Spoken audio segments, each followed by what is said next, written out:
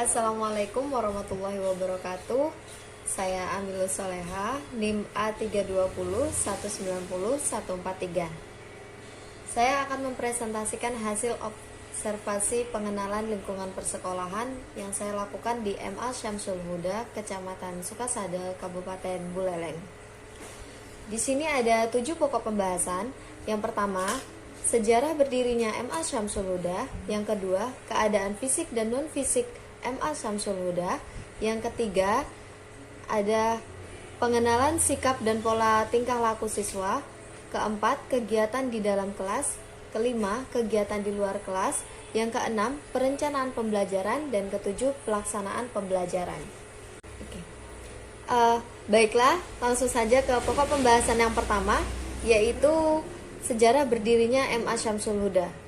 Di mana MA Syamsul Huda ini berada di Desa Tegalinggah, Kecamatan Sukasada, Kabupaten Buleleng, yang berdiri pada hari Sabtu, tanggal 1 Juli tahun 2006. Di bawah bimbingan dan naungan Lembaga Pendidikan Ma'arif Nahdlatul Ulama. Ini merupakan sebuah kelanjutan dari program pendidikan dasar 9 tahun yang pada awalnya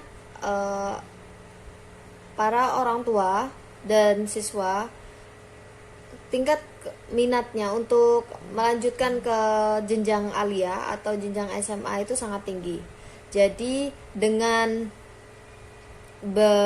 usaha dan ikhtiar para pemerhati madrasah alia seperti dewan guru, kemudian pengurus yayasan, kemudian komite sekolah, itu akhirnya pada tanggal 3 November 2010 Madrasah Alia Syamsul Huda sudah mendapatkan akreditasi baik. Kemudian yang kedua, di sini ada keadaan fisik dan non fisik MA Syamsul Huda, di mana MA Syamsul Huda yang terdapat di Desa Tegalinggah, Kecamatan Sukasada, Kabupaten Buleleng itu berstatus swasta dengan luas tanah 4.200 meter kubik dan jumlah ruang kelas itu ada 4 ruang, ditambah ruang guru dan ruang waka, tempat parkir, musola, dan kantin. Kemudian ada bangunan-bangunan lainnya, yaitu seperti ruang kelas, ruang kantor, ruang perpustakaan, ruang laboratorium IPA, ruang OSIS, ruang UKS, ruang olahraga, dan WC guru dan siswa, serta gudang pramuka. Untuk lapangannya sendiri itu ada lapangan tenis meja dan lapangan bulu tangkis. Jumlah guru, siswa, dan pegawai administrasi, jumlah keseluruhannya yaitu 95 siswa, terdiri dari kelas 10-nya 46 orang, kelas 11-nya itu 24 orang, dan kelas 12-nya 26 orang. Sedangkan untuk guru itu terdapat 23 orang ditambah 2 staf administrasi tetap. Selanjutnya saya akan membahas untuk kegiatan ekstrakurikulernya, di mana di situ terdapat pramuka, kemudian olahraga, pengembangan membaca Al-Qur'an, nahwu shorof, klub ekonomi, klub matematika, dan klub akuntansi. Di situ terdapat secara langsung pembinanya ya, seperti pramuka itu namanya Saudara Hardiansah. Kemudian untuk olahraga Pak Rahmat Hidayat. Untuk pengembangan baca Al-Qur'annya dipimpin oleh Pak Abdul Latif. Kemudian nahwu shorof itu Bapak Dr. Andes Jamhuri. Klub ekonomi itu ekonomi, akuntansi, dan matematika dibina oleh Bapak Sofyan Rahman. Untuk yang ketiga, pengenalan sikap dan pola tingkah laku siswa. Nah, di sini ada poin-poin penting, 2 poin penting tata tertib untuk guru, pegawai, dan siswa.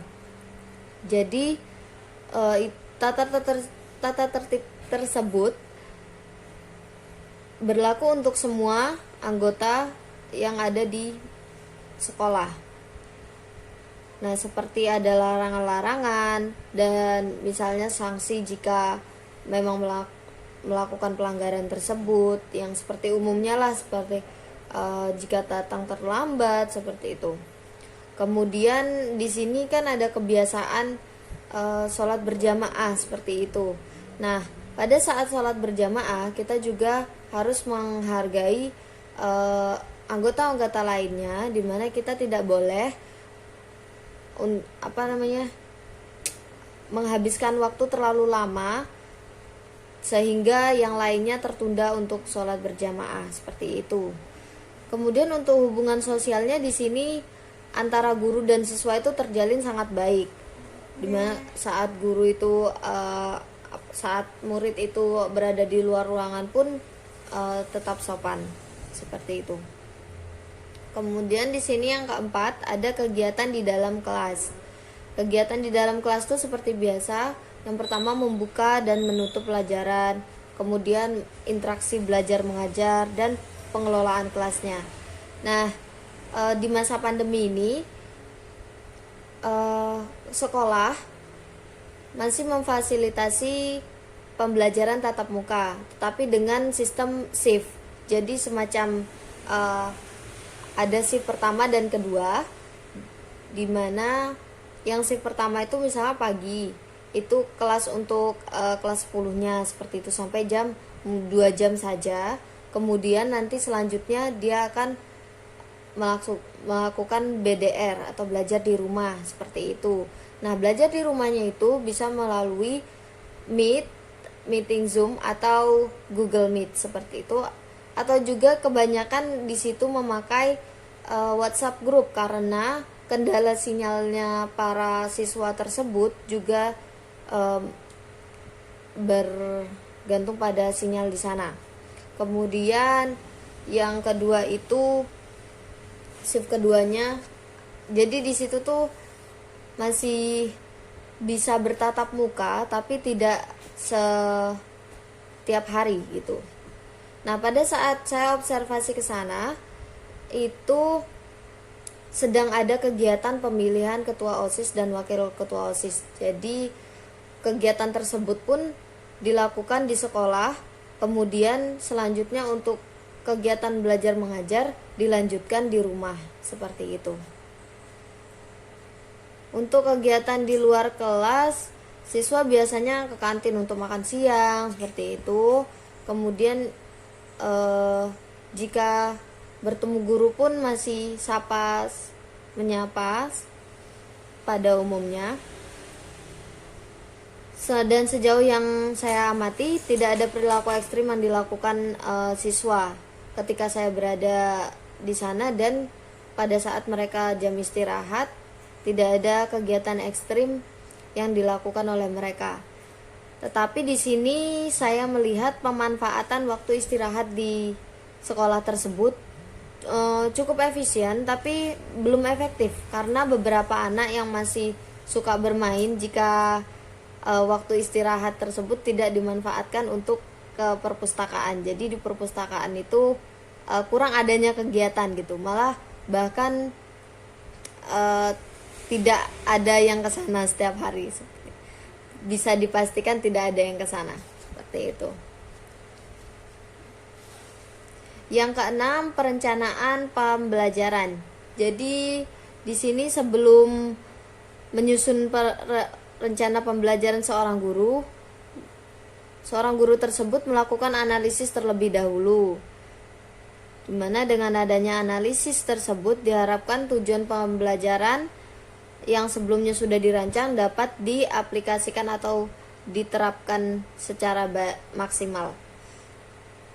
Kemudian membuat rencana pelaksanaan pembelajaran atau dikenal dengan RPP, di mana RPP ini merupakan pembelajaran dari silabus yang bertujuan untuk mengarahkan kegiatan belajar peserta didik. Setiap guru dalam satuan pendidikan memiliki kewajiban untuk menyusun RPP. Nah, penyusunan silabus yang dibuat oleh guru sebelumnya dipastikan dan diperhatikan ya, dan silabus tersebut kemudian dikembangkan sehingga sesuai dengan alokasi waktu yang dapat dicapai dalam pembelajaran tersebut. Guru merancang penggalan RPP untuk setiap pertemuan yang disesuaikan dengan penjadwalan di satuan pendidikan. Nah, kemudian itu kan di sini sedang pada masa pandemi ini jadi terbagi 2 shift. Jadi untuk RPP tetap dilaksanakan, cuman untuk pelaksanaannya saja yang berbeda seperti itu. Nah, kita lanjut di poin ke-7 ya. Itu pelaksanaan pembelajaran, dimana seperti biasa di WhatsApp grup juga itu dilakukan secara urutannya, seperti pembukaan pembelajaran, menyapa guru seperti itu, kemudian memberi materi dan menutup pelajaran seperti biasa. Jadi contohnya ini saya ikut grup WhatsApp grupnya untuk pelajaran bahasa Inggris. Jadi hari Senin misalnya itu kan jadwalnya hari Senin, Rabu dan Jumat. Nah, hari Senin itu dilaksanakan secara BDR, belajar di rumah, jadi by WhatsApp group gitu. Kemudian seperti biasa guru menyapa dan mengabsensi siswa terlebih dahulu dengan cara menulis list siapa saja yang hadir, siapa yang tidak, seperti itu. Kemudian guru juga menjelaskan materi lewat pesan suara atau seperti foto-foto, atau juga mengetik secara langsung seperti itu. Kemudian dilanjutkan dengan pemberian tugas. Nah, pemberian tugas itu nantinya melalui foto, dan setelah itu dinilai. Kemudian pada saat tatap muka hari Rabunya itu guru menanyakan apakah ada yang dipertanyakan dari pelajaran sebelumnya atau mengevaluasi seperti itu. Cukup sekian presentasi dari saya. Jika ada yang ingin ditanyakan bisa ditulis di kolom komentar. Terima kasih banyak. Wassalamualaikum warahmatullahi wabarakatuh.